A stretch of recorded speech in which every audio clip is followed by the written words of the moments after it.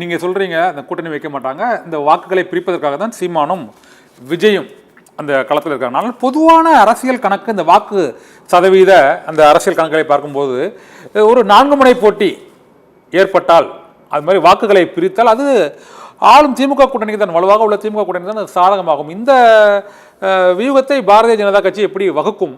இது லாஜிக்காக இல்லையா சார்? அது நீங்கள் சொல்கிறீங்க அந்த கருத்து இல்லை, ஆனால் இந்த கூட்டணி இந்த விஜயை பாஜக தான் இறக்கி விட்டுருக்கு, சீமான பாஜக தான் இறக்கி விட்டுருக்குன்னா இந்த வாக்குகள் பிரிப்பதன் மூலமாக அவர்களுக்கு என்ன பலன் கிடைக்க போகுது? அந்த அந்த கணக்கு தெரியாதா?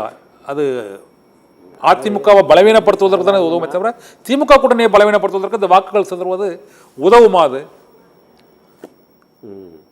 இல்லை, இது ஒரு சாதாரணமாக யோசிக்கும் போது நீங்கள் சொல்கிறது சரியாக இருக்கும்.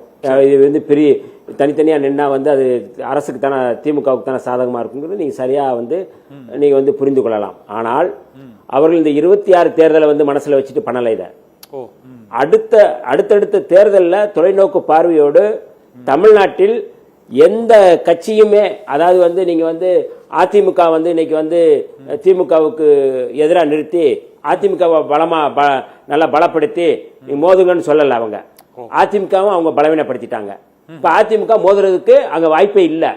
அப்ப அதையும் பலவீனப்படுத்திடுறாங்க.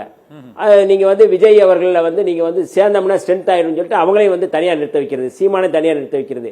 ஆனால் பாஜக பலமாகுவது அப்படிங்கிறது அவங்களுடைய உத்தி. விஜயை வளர்ப்பதற்காகவோ அல்லது அதிமுகவை வளர்ப்பதற்காக பாஜக முயலல்ல. இவர்களை வைத்துக் கொண்டு தான் வளர வேண்டும் நினைப்பவர்கள். ஆகவேதான் இன்னமும் நம்ம தெளிவா சொல்றதை பார்த்தா திமுக வெர்சஸ் அதிமுக இருக்கிற இடத்தை அவர்கள் திமுக வெர்சஸ் பிஜேபி என்று அதை கட்டமைப்பதற்கு 26 தேர்தல் எல்லாம் அடுத்த தேர்தலில் அவங்க அதை முயல்வார்கள்.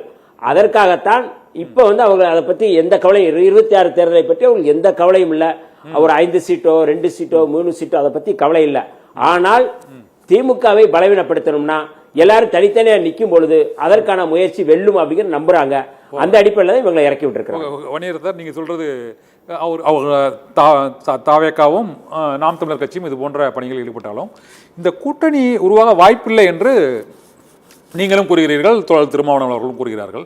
ஆனால் இந்த சம்பவம் நிகழ்ந்த பிறகு அதிமுக பாஜக இரண்டுமே விஜயின் மீது குற்றச்சாட்டுகளை கூறவில்லை. எடப்பாடி பழனிசாமியும் இந்த துயரத்திற்கு ஒட்டுமொத்தமாக அரசு நிர்வாகம் தான் பொறுப்பேற்க வேண்டும் என்று அவரும் கூறுகிறார். அவர் கூறுவது எதற்காக? தாவேக்கா ஒரு காலத்தில் நம்மோடு இணைய வேண்டும் என்று நினைக்கிறார்கள், அது தேவையில்லை என்று பொதுவாக அவர் விஜய்க்கு ஆதரவாக கருத்து தெரிவிக்கிறாரா எடப்பாடி பழனிசாமி? இல்லை, உங்களுக்கு ஆரம்பத்திலிருந்தே விஜய் அவர்கள் முதல்ல மாநாடு விக்கிரவாண்டியில் கூட்டும் பொழுதே சொன்னார்.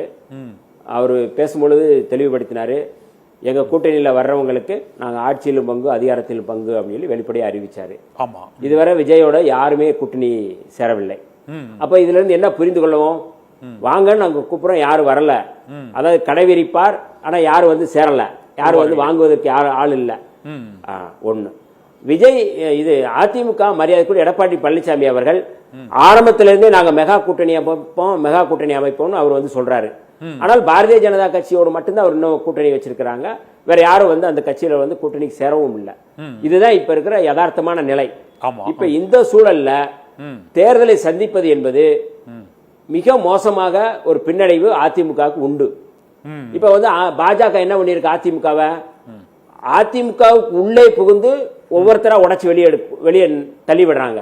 இப்ப செங்கோட்டையன் அவர்களை வெளியே தள்ளிடுச்சு, டிடிவி தினகரன், சசி, இப்படி எல்லாருமே சசிகலால இருந்து எல்லாருமே இப்ப அதிமுக யாரும் இல்ல. இப்ப எடப்பாடி பழனிசாமி கிட்ட இருக்கிற மிக முக்கியமான சவால் அப்படிங்கிறது மக்களை காப்போம் அப்படிங்கிற ஒரு பரப்புரை செய்யறாருல, அந்த பரப்புரை மக்களை காப்போம் பரப்புரை இல்ல, அதிமுகவை காப்போம், பாஜகவிடம் இருந்து அதிமுகவை காப்போம்ங்கிற ஒரு லீடர்ஷிப் ட்ரைனிங்கான ஒரு பரப்புரை தான் செய்யறாரு ஒழிய அவர் மக்களை காப்போம் அப்படிங்கிற பரப்புரை அல்ல. அப்ப இப்ப அவர் எடுக்கிற முன்னெடுப்பது அதிமுகவை முதல்ல நம்ம காப்பாற்றணும், அதிமுகவை நம்ம பாதுகாக்கணும், அதிமுகவை பாஜகவிடம் இருந்து கொஞ்சமாவது நம்ம பாதுகாக்க வேண்டிய பொறுப்பு இருக்கு அப்படிங்கிற அடிப்படையில் தான் அவங்க செயல்பட்டு இருக்காங்க ஒழிய அவர் விஜயை சேர்த்து கூட்டணியில் அமைக்கணும் அப்படிங்கிறது அது எப்போதுமே நடக்காது. ஏனால் பாரதிய ஜனதா கட்சி நினைச்சால் மட்டும்தான் நீங்க அந்த கூட்டணிக்குள்ள நுழைய முடியும். பாரதிய ஜனதா கட்சி தான் இதை இயக்குறது. நீங்க எல்லாம் சீமானை இயக்குவது, விஜயை இயக்குவது, எடப்பாடி பழனிசாமி இயக்குவது, எல்லோருமே அமித்ஷா தான் இயக்குகிறார். இயக்குனர் ஒருத்தர் தான், நடிகர்கள் இவங்க எல்லாமே நடிச்சு. அதனால இந்த தேர்தலில் வடிவேல் சார் இவங்க எல்லாத்தையும் இயக்குறாங்க, ஆனா ஒரு நிலையில சேர மாட்டாங்க.